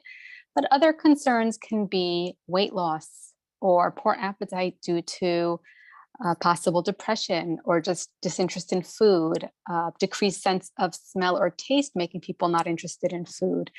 There also might be, due to tremors, people might have a harder time cutting food or holding a cup. So there might be many different concerns that people can't get adequate nutrition or enough nutrients, and they're just not sure what to do. So it will be individualized, based on what your concern is, but let's look at some of these cases and try to address main concerns or the biggest concerns. So in case #1, Mr. B notices he has a bowel movement every other day. He's trying to drink water, he's trying to take Marilax, and he's making smoothies, but it is time consuming and it is hard to chop the vegetables. So addressing constipation and also trouble maybe cutting or using the knife. So what can we do to manage constipation? There are many ideas, and I'm sure people have tried different ideas, but in terms of just smoothies can be a great way to get nutrition in, especially if someone's not interested in eating. Drinking liquid, high calorie liquids could be very helpful. And now on the market, there are a lot of definitely frozen fruit and frozen vegetables so that you can just put that into a smoothie and not have to chop. But there's also even bags of pre-made smoothies or, a smoothie blend. So Dole, which is a popular brand, you can buy a smoothie blend from Dole and just add some milk or Greek yogurt or juice to make it a fairly high calorie, high protein smoothie without requiring any chopping of vegetables. If you're going to make a smoothie, which can be a good idea, you can also add something like flaxseed or chia seeds, some nut butter, some dates to get extra calories in that way. Dried fruit is another good source of fiber, and some people like to start their day with some apricots or some dates, and maybe some nuts or peanut butter on the side, and that's another good source of fiber. There are also some really high calorie cereals. Kashi, K-A-S-H-I, is a popular brand, and they make a large variety of cereals. There's another cereal, it has a funny name, it's called Poop Like a Champion. And I don't know that it tastes the best, but it's supposed to have very good results. So some people really like that high fiber cereal. And of course, oatmeal is high in fiber, and you can add flaxseed or chia seed or wheat germ to oatmeal to even increase the fiber further, as well as berries to increase the fiber further in your cereal. You can also have yogurt and again, add flaxseed or chia seed or berries or granola to the yogurt. Another thing people try for if they're having trouble with regular bowel movements is they make a mixture of applesauce and prune juice and wheat bran or oat bran. They do 1 cup of each and they mix it together, and then they have 1 tablespoon or 1 to 2 tablespoons every night. And that can help with constipation as well. Again, depending on what you like to eat or how well you're able to chew and swallow foods, there are a lot of high fiber snacks out there that are becoming more popular. There are bars, high fiber bars like Kind bars and chia bars. There are bean snacks that are popular now and chickpea snacks. You can also make roasted chickpeas, but they're really popcorn. There are a lot of high fiber snacks that you can find, and you can have them between meals.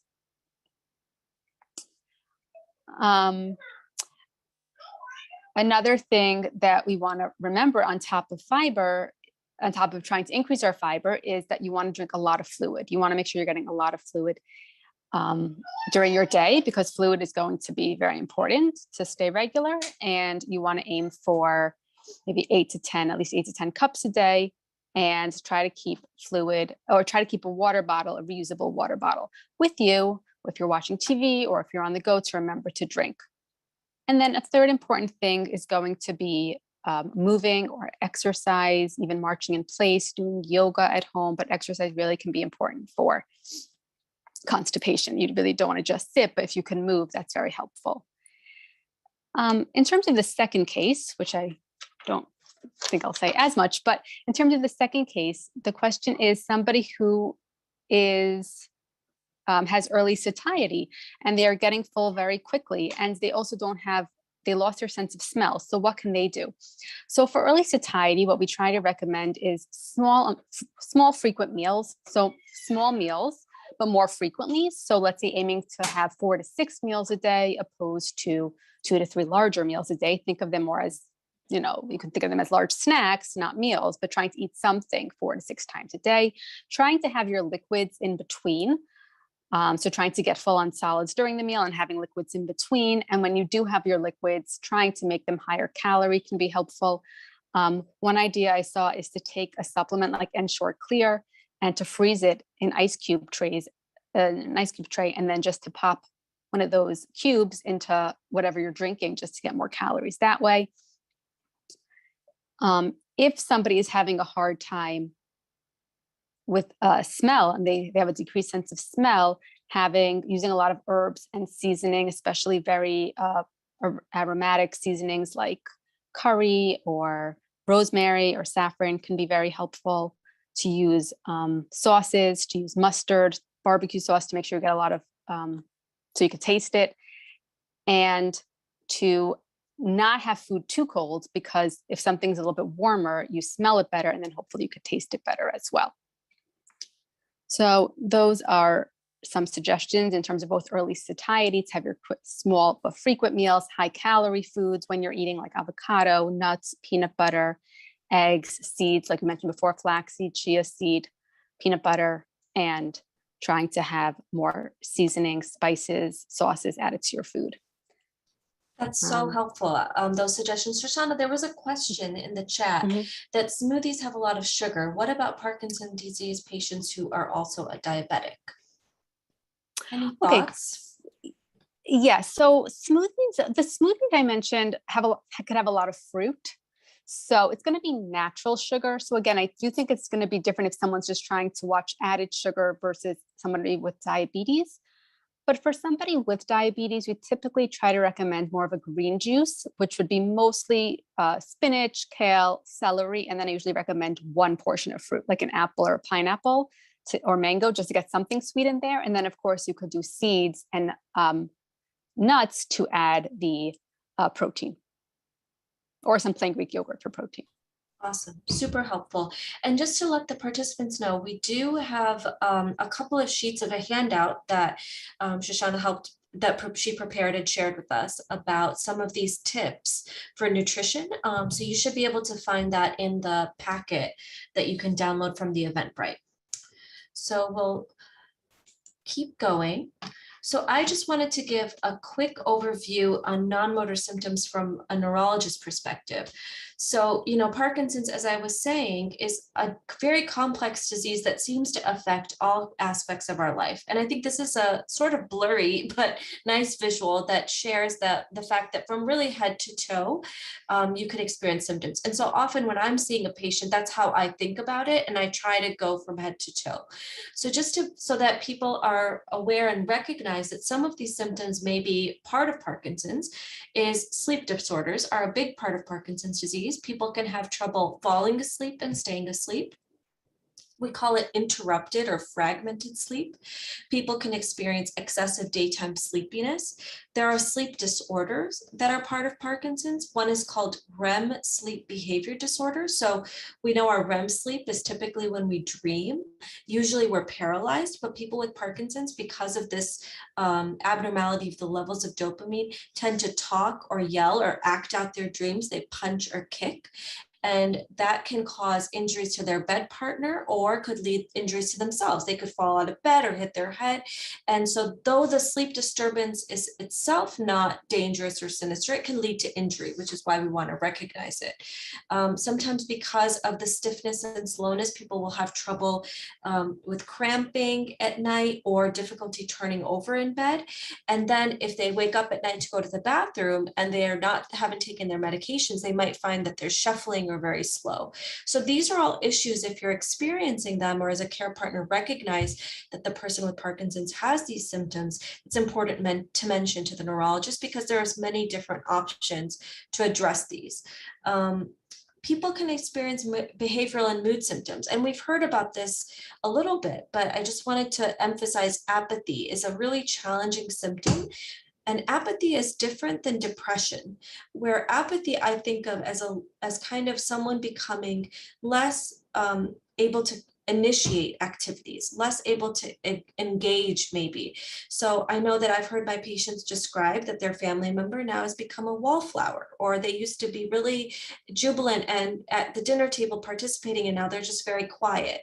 And why is that? They seem depressed. And yet when you ask the person, you know, are you sad or feeling down? And they say, no, I'm fine. I'm just, you know, not participating. And this can often affect the care partner and family more than it affects the person. So it's important to recognize. And apathy, as Lori was pointing out, is hard to treat. There's not medications that help, but creating a routine can be helpful. So, you know, let's do a walk every day. So that individual may have previously been interested in saying, let's do this activity, let's do that activity. And now they're more of someone that follows along with the crowd, and that may just be a change in them. Some people can also experience hallucinations, and these can be a part of Parkinson's at later stages, or it can be from the medication. So it's important if you recognize these symptoms, again, to tell the doctor so that your medicines, if needed, can be adjusted. Another tricky symptom is lightheadedness or dizziness, and this can be from something called orthostatic hypotension. What it means is when you stand up, the blood pressure drops. And when your blood pressure is low, it makes you feel kind of foggy or dizzy. And again, this can be part of Parkinson's or a side effect from medication. A few other tricky symptoms. One is fatigue. And fatigue is, again, one of these tough symptoms to treat. It can be because of the Parkinson's itself and stiffness of the muscles. It can be from not moving. Sitting all day can make you feel even more tired. So exercise can help. It can be from depression that people feel fatigued. It could also be from pain or other symptoms, maybe not sleeping well at night. So if you're experiencing fatigue, again, it's like a little bit of detective work that the doctor can do with you to try to figure out what's the cause of the fatigue and what can be done for it. Excess sweating. So this is another tough symptom that people sometimes sweat through their clothes at night. It can be from the medicines wearing off, or it can be part of the disease itself. And we usually recommend, thin cotton shirts, a cool room, sleeping with the fan. Some people get skin changes, a shiny forehead or like scaly skin, and Selsun Blue or other types of shampoo for dandruff can be really effective. Just while you're washing the hair, you do a little wash of the face as well. Sexual dysfunction, I think, is an often, unfortunately, topic that's not discussed. I think because of the lack of movement, people have difficulty engaging in sexual activity, which is an important part of one's health and wellness. So there are some strategies that we can offer. Because the gut slows down, sometimes medicines like Viagra or similar medicines can be used, but it's important to know that they might take longer to be effective. Simple things like using silk sheets or making sure that the medicines are working so that you're on when you want to engage in this kind of activity. Unfortunately, it's not as spontaneous maybe as one would hope, but it's important that if this is a problem, that it's discussed. And I know it's sometimes something that may feel uncomfortable to discuss with your doctor, but I think it's really important to make sure that hopefully your provider's asking you about this, but if they're not, to mention it as well. Urinary symptoms of urgency, frequency, and incontinence can also be part of Parkinson's.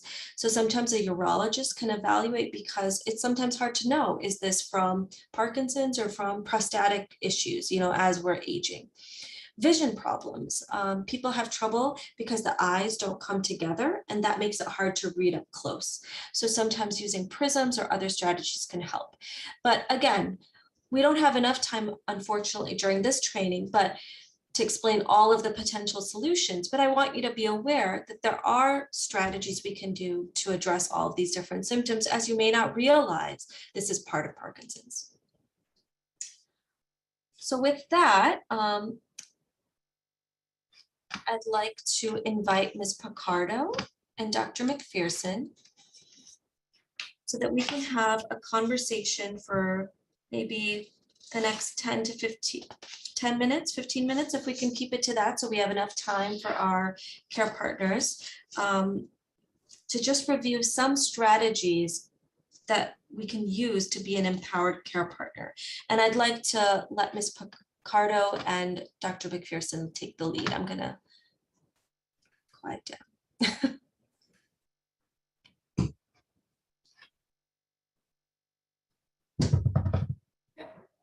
You can go ahead, Angela. Thank you. Good evening. Thank you for the invitation, and I want to welcome all of you attending this workshop and learn about Parkinson's disease.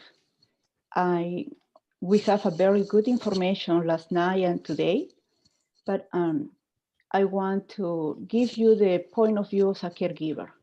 I am a caregiver, and there is no school or resources or place that we can go to learn to be a good caregiver. It is a role that we didn't choose to have in our life, but we're facing now that. It was hard in the beginning when you become a caregiver. Of course, it was hard.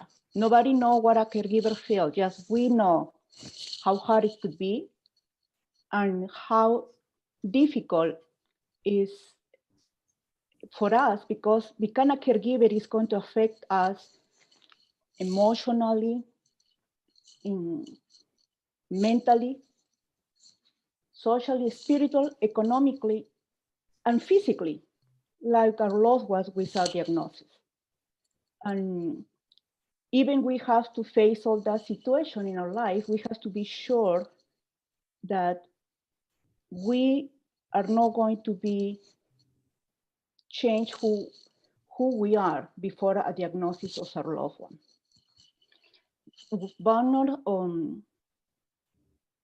I like to share with you one of the tips that helped me in my role of caregiver, that the first things about it is learn about the disease, the knowledge about it. Because when you have the knowledge, you are going to have the strategies to solve problems that you are going to face every single day. Because you have to take your role like as caregiver day by day. Don't stress too much thinking about the future, just working day by day. And one of the strategies when you know about the disease is that it's going to help you to be realistic and honestly with yourself, like a caregiver, to communicate and say, I'm capable to do this, and I cannot do this part of my work. Because we are not heroes, we're human beings. And our loved one, our partner with the disease, our family members, our loved one providers, and even our own providers have to identify that we have the right to have the weakness, that we don't know how to manage the situation to be a caregiver. So be realistic in your abilities and honestly share that. Is going to give you the support that you are going to need, because people around you is going to know that you are asking for help. If you have a hobby in your life before becoming a caregiver, please continue with your hobby. Be sure that you continue spread the knowledge about this new reality in your family, with members of the family, with your community, with members in your church, with your coworkers, like in the video we watched yesterday. The person who has the Parkinson disease, she has to feel comfortable and don't break out to share the new diagnosis with his coworkers at work. It's the same for us. For us, like caregivers, we need to be sure after we pass the shock of the situation, the grief that we are living since the moment we become a caregiver, put ourselves together and share that. Oh, I am a caregiver, and this is the abilities that I develop from now on, and this is what can I do, and this is what I cannot do. Something that helped a lot is be organized. That is a word that was telling since last night, and everybody's said about it, because when we are organized, we have a peace of mind and help us to target what is our daily routine to support our loved one and support ourselves. So please, you always keep a notebook. Wherever you go, you keep a notebook where you are going to have the names and the email address and the easy way to contact your provider, your loved one provider, even your provider. I used to have the first part of the notebook for my loved one, and in the back of the notebook is for me, for my own provider, for my own resources, because I have to think of me. So this is my loved one, and I'm here in the same notebook. So when you go to see providers for your checkup, you will share. How do you feel physically? How do you feel emotionally and mentally? Don't forget about your mental health. Sometimes it's a taboo, especially for some cultures, but we have to be honest with ourselves. And something that even you have a calendar, try to have a big calendar. You have a link in this presentation that you can have a digital calendar or print a calendar. I have a print calendar, and this is a tool that I love it because it's 4 ink. You see 4 different colors.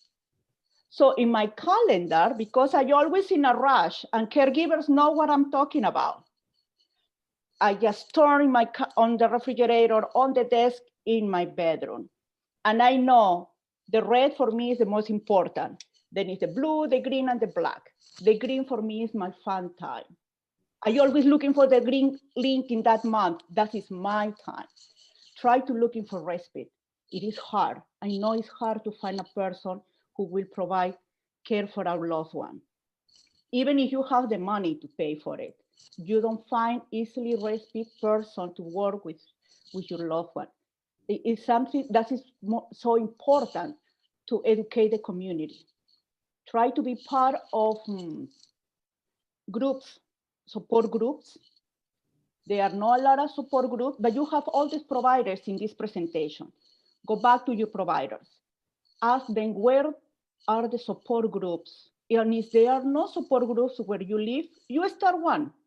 Tell your providers, I like to meet other caregivers. I want to share my feeling. I want to be in a safe environment where I could feel free to talk and learn about what are the strategies. And the providers who are listening to this presentation, I like to keep you in mind the cultural and linguistic part of the caregiver, not just the client, the person with the disease, but also the caregiver. Because we immigrants, we are scared in a new place, in a place where it's not culture, it's not our language, and we're learning and we'll try our best to provide the right care for our loved one and be the right advocate and connect providers.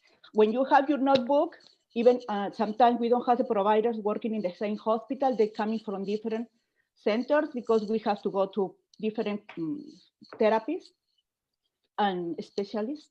So it's good when you have this and ask your providers, can you email, I'm going to see my physical therapy or the physical therapy my loved one can email you so you both can talk about it. So we all are on the same page and we all are going to support my loved one to live happily and continue their life.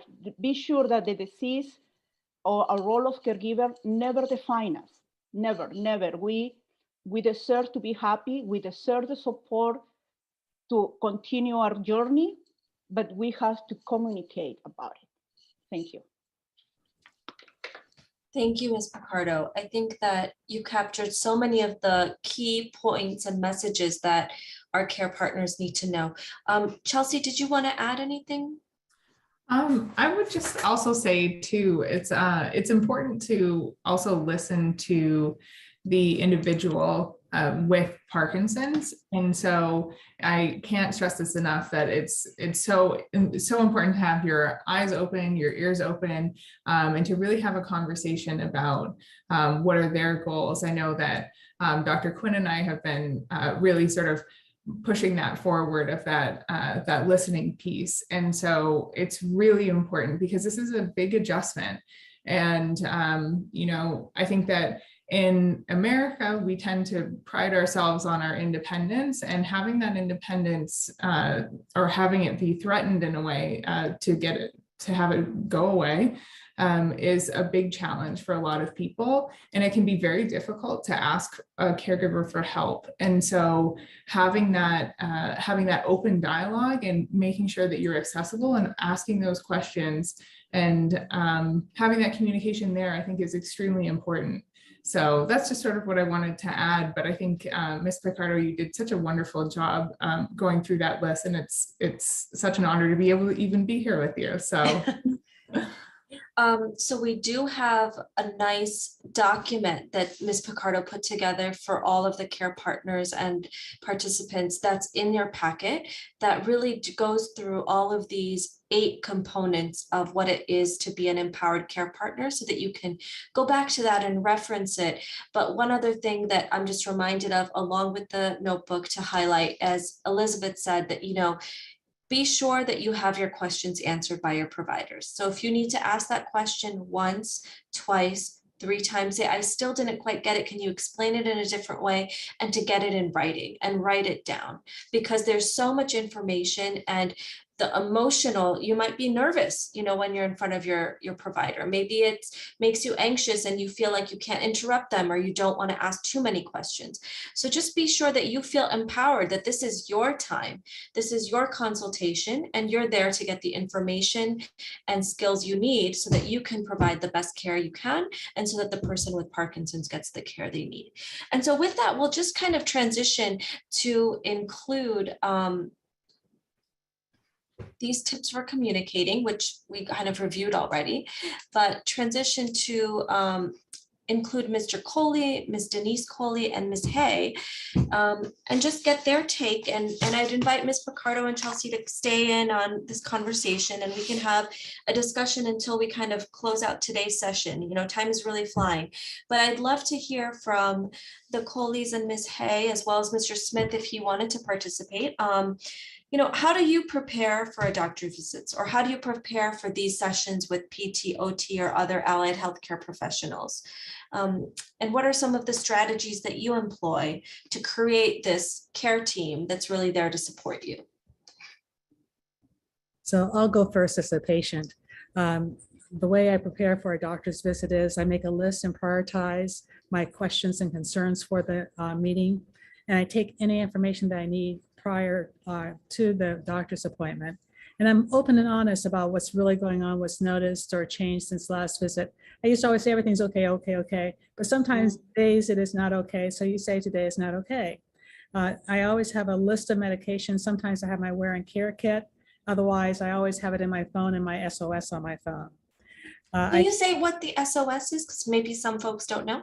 So SOS on an iPhone, I'm sure it's the same on the PC, is where you put all your emergency numbers. But with my emergency numbers, I have my doctors, my Parkinson's disease in there, and all medications. So if I were unconscious and had to go to the doctor or to the hospital, they could switch onto my SOS and get all the information to hand right away. Because I always have a phone on me at all times. So Thank you. You're welcome.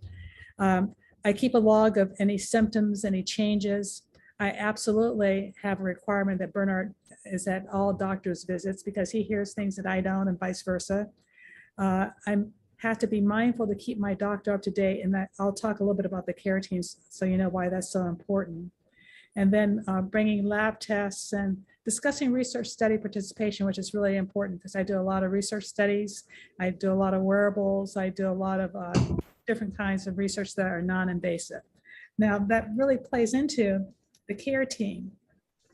When I first got diagnosed, everybody said, well, we had to sit down and figure out what to do. So Bernard and I sat down and looked, and what I'm telling as my care team is my initial care team. It grows and changes over time, and mine has changed a little bit.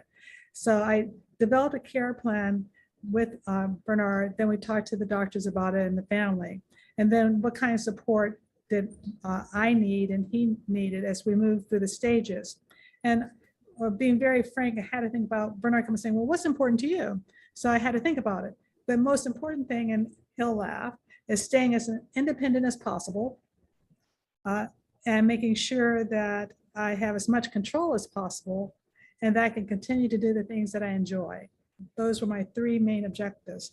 And then my first team was my neurologist or MDS, my general practitioner, which is the person who really handles the whole group because I had a big group before, my OBGYN, my dentist, my cardiologist, my optometrist, my holistic doctor, my acupuncture, my myofascial release therapist, and then rock steady boxing and Tai Chi. And you might say that's a very big list and it's a little bit unique from what you normally see, but your dental works with your gut, which causes dental issues. And a lot of people talk about the dental issues. The optometrist is really important because sometimes you can tell that something's wrong ahead of time, and I had that perception problem.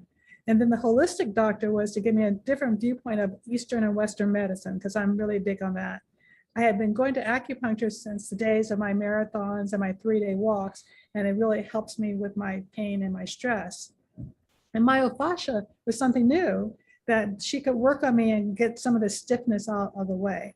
And then of course I have to have my exercise pieces. So rock steady boxing does the combination, and the Tai Chi helps me with my balance. So my list is probably a little bit different from everything that everybody else has said, but it's what I started off with. I might have swapped out 1 or 2 people, but every time I swap out some people, I add some other people in, but that's the core from what I started on. Awesome. Thank you so much for sharing.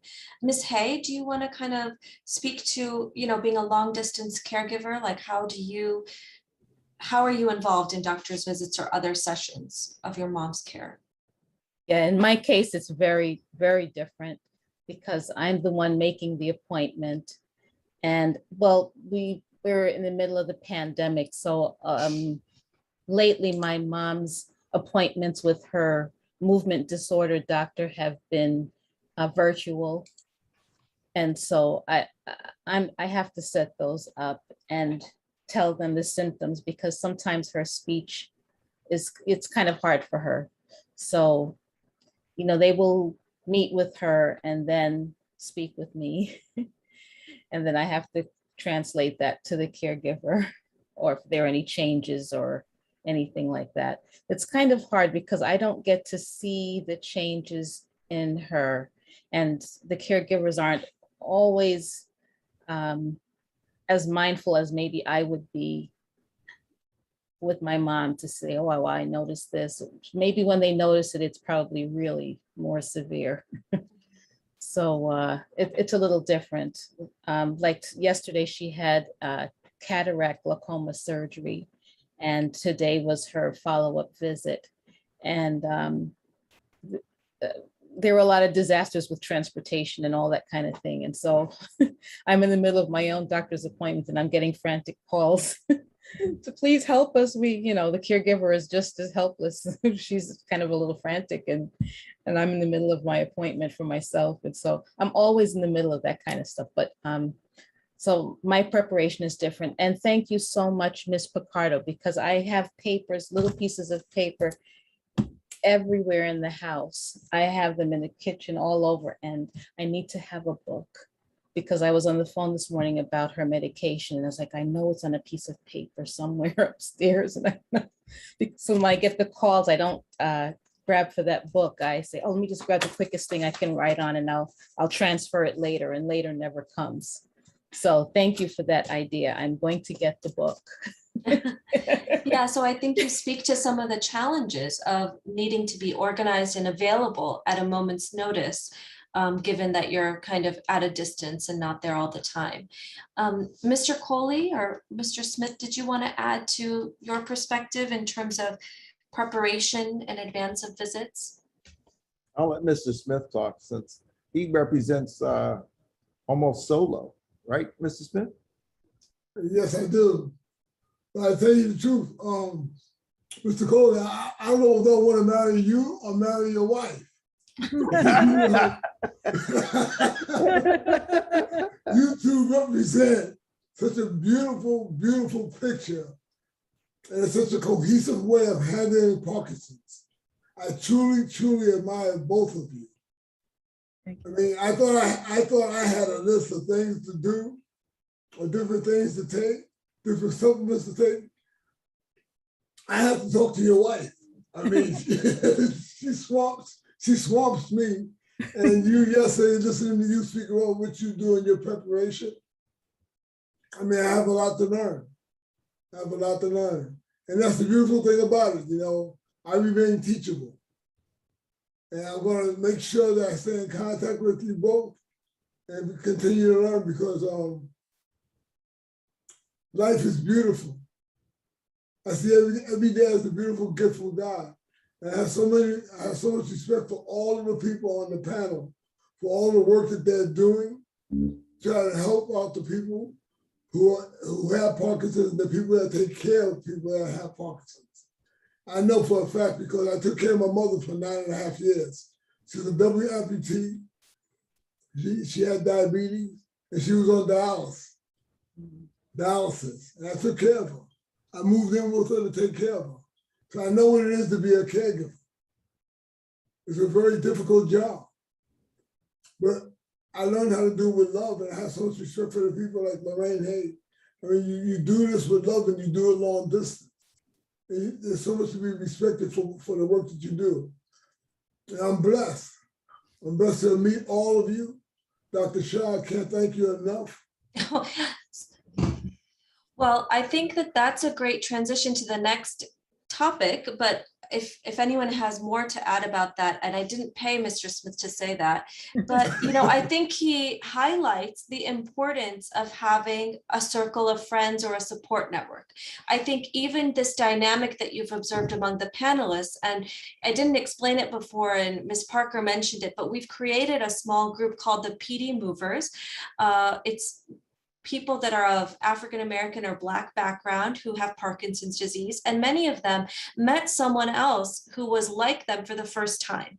And I think this sense of kinship and oneness and connection that was created, that's even being expressed right now, speaks to how, as you're going through a challenge like having Parkinson's or being a care partner, that really having a support network or a circle of friends, a person you can call in the middle of the night, is so valuable. So I'd like to invite the panelists to share, how did you create a circle of friends? I think a lot of people are embarrassed or reluctant to share their diagnosis or the diagnosis that their loved one has. So it can be hard to develop that support team. So Mr. Coley, I see you're thinking. Yes. I see the wheels turning. So please share with us. So let me say this. I want to make an important point first to both the people with Parkinson's and the care partners. Your circle of support may not be the people that you had at the moment you got the diagnosis. And I want to emphasize that. Many of the people who are now our support team are people we met after the diagnosis. And here's why. We know that many of our colleagues are hesitant to disclose that they have Parkinson's or to address their disabilities. But there's nothing like being in a group of people who are like you to open you up.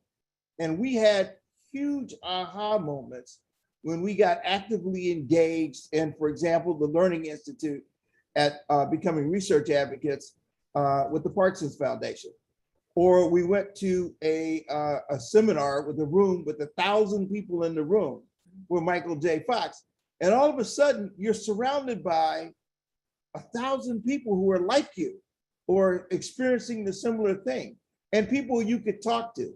So you don't have to fear anymore that you're talking to people who don't get it, won't understand, etc. And we learned firsthand the real value of seeing someone who's like you or in the same position you're in. So what I want to encourage you to do, it's been said several times, but let me emphasize it. Get out amongst those who have Parkinson's disease. Get out to events that are put on by the various Parkinson's disease associations and foundations, because there you will meet people who do understand, who can relate to the things that you're feeling, experiencing, talk about, etc., and tell you their stories. And all of a sudden you realize, no matter how much you thought you were alone or thought you were by yourself, you're not. There are many. And finally, I'll put a period on that by saying that Dr. Hiral mentioned PD movers. But let me tell you, not just at PD movers, but in similar groups that we've become associated with, probably the number one thing we heard from people from the communities of color is that until they got into those groups, they had never seen anybody that looked like that. And it was a big relief to finally see somebody who looked like you, or from the same kind of neighborhood you came from, or experienced the same kind of things you did, or went to the same kind of churches you went to, or whatever, but somebody who was like you, and how much of a help that is mentally, etc., for dealing with Parkinson's. And becoming a care partner. So important. Thank you so much for sharing your thoughts. And I'm just mindful of the time, that it's 8 o'clock. Time seems to really fly. So I'm really thankful for everyone's participation, sticking with us, even without a break.